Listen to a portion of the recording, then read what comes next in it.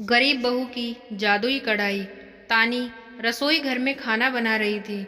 रसोई में खड़ी पसीने से पानी पानी हो गई थी और मन में बहुत उदास हो रही थी, क्योंकि जो सब्जी उसने बनाई थी हमेशा की तरह वह सब्जी बिल्कुल ही जली हुई और बेस्वाद बनी थी।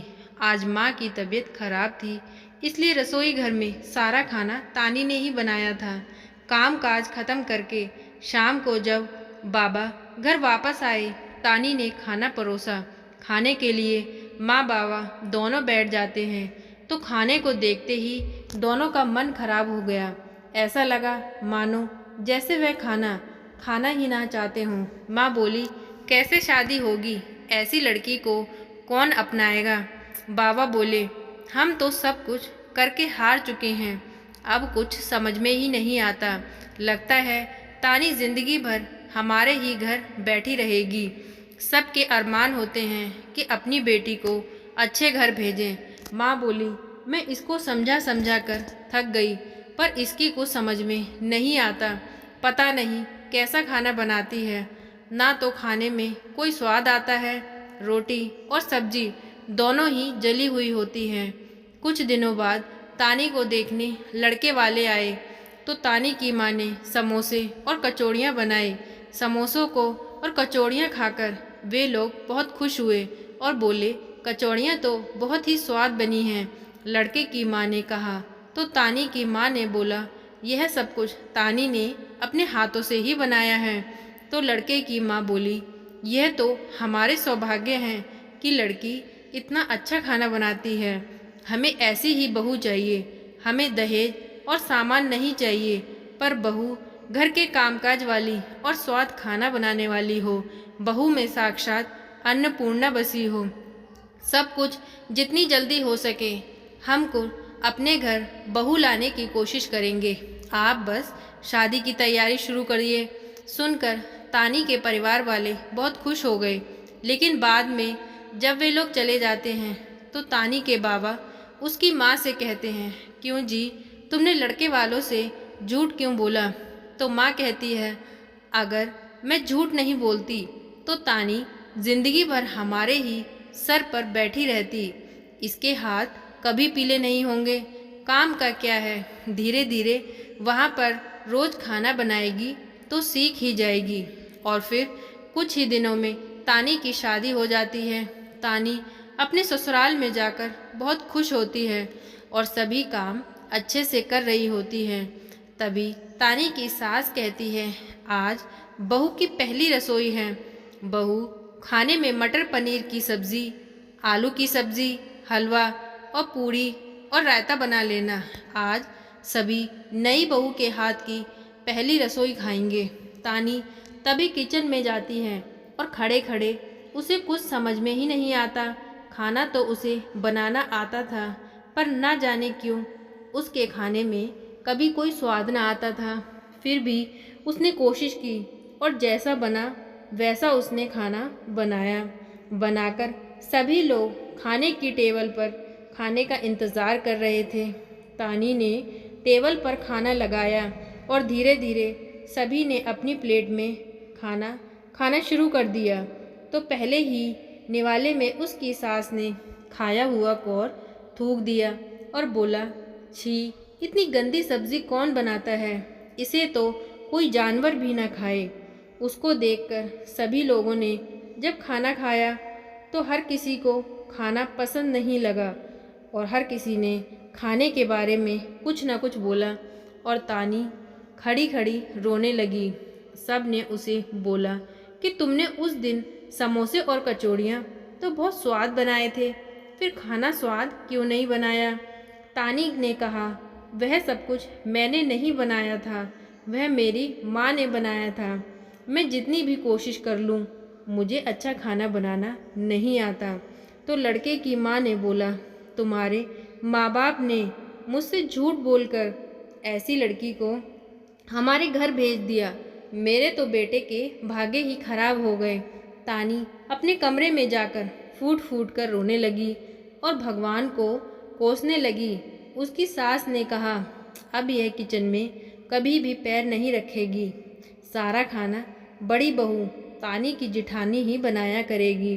फिर तानी रसोई में नहीं जाती और घर के बाकी काम करती रहती। खाना उसकी जेठानी ही बनाती थी। एक दिन गेट पर एक बूढ़ी औरत खड़ी थी। तानी ने दरवाज़ा खोला। वह बहुत दुखी थी और खाने के लिए रोटी मांग रही थी। तानी उसे रसोई में से 2 रोटी दे आई। वह वहीं बैठकर खाना खाने लगी और बूढ़ी औरत उसे बहुत दुआएं देने लगी। खाना खाने के बाद तभी तानू के आंसू निकल आए। बूढ़ी माँ बोली, क्या हुआ बेटी, तू रो क्यों रही है? तानी ने कहा, बूढ़ी माँ, मैं बहुत परेशान हूँ। मेरे माँ बाप ने झूठ बोलकर मेरी शादी इस घर में करा दी, पर मुझे खाना बनाना नहीं आता। मैं जो कुछ भी बनाती हूँ सब कुछ बेकार हो जाता है। बूढ़ी माँ उसकी बातें सुनकर अपनी झोली में से एक कढ़ाई निकाली जो चमचमाती हुई बिल्कुल चांदी की तरह थी। उसने कहा, बेटी, तुम ये कढ़ाई लो। इस कढ़ाई में तुम जो भी सब्ज़ी, जो भी चीज़ बनाओगी वह अपने आप ही बहुत स्वादिष्ट बनेगी और सबको पसंद भी आएगी। तानी चुपचाप वो कढ़ाई ले लेती है और रसोई में जाकर उसे रख देती है। उस दिन शाम को जब खाने की चर्चा चल रही होती है कि आज खाने में क्या बनेगा, तो तानी तुरंत कहती है, माँ जी, मुझसे बहुत बड़ी गलती हुई है। आप मुझे प्लीज़ एक मौका दीजिए। आज का खाना मैं खुद बनाऊंगी। तो सासू माँ ने कहा, नहीं, तुम्हारे हाथ का खाना खाकर तो हम लोग पहले ही तृप्त हो गए, अब हम पर कृपा करो। तो तानी के पति ने कहा, माँ, अगर वह इतने मन से बोल रही है तो उसे एक मौका दे ही सकते हैं। इसके बाद माँ ने कहा, चलो ठीक है, आज और तुम बना कर देख लो। तानी रसोई में जाती है और जैसे ही वह जादुई कढ़ाई गैस पर चढ़ाती है और उसमें जो कुछ भी डालती है वह अपने आप 2 मिनट में बनकर तैयार हो जाता है और देखने में और खाने में भी बहुत लाजवाब होता है। जब सारा खाना बन जाता है, शाम को जब खाना मेज़ पर लगाती है, सभी लोग जब खाना खाने बैठते हैं तो उंगलियां चाटते रह जाते हैं और सभी तानी के खाने की जमकर तारीफ करते हैं। तानी तारीफ सुनकर उसका दिल भर जाता है। शायद आज उसकी ज़िंदगी का ये पहला ऐसा दिन था जब उसके हाथ के बने खाने की किसी ने तारीफ की थी। वह बहुत खुश हो जाती है और फिर इसी तरह उसकी सास ने भी बोला, आज से रोज़ खाना मेरी तानी ही बनाया करेगी। और तानी सुबह शाम उसी कढ़ाई के ज़रिए अच्छा अच्छा खाना बनाने लगी।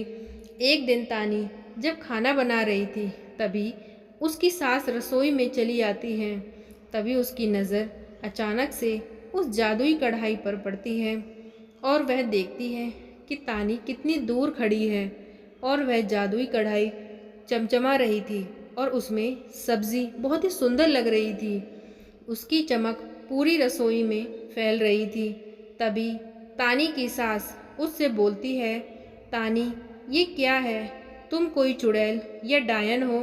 तुम जादुई खाना बनाती हो? तो वह बोली, नहीं माँ जी, मैं कोई चुड़ैल या डायन नहीं हूँ, मैं एक आम लड़की ही हूँ।